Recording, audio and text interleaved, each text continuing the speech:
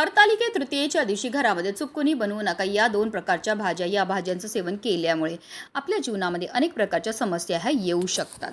हरतालिका तृतीयेच्या दिवशी तुम्ही व्रत करत असाल किंवा नाही करत असाल तरी सुद्धा घरामध्ये चुकूनही तुम्हाला कांदा आणि लसूणचं सेवन हे करायचं नाही, कारण कांदा आणि लसूण हे तामसी पदार्थामध्ये येतं. तसेच तुम्हाला वांग्याच्या भाजीचं सेवन सुद्धा करायचं नाही, कारण या संपूर्ण चातुर्मासामध्ये वांग खाणं वर्ज्य मानलं जातं, कारण वांग हे तामसी पदार्थामध्ये येतं.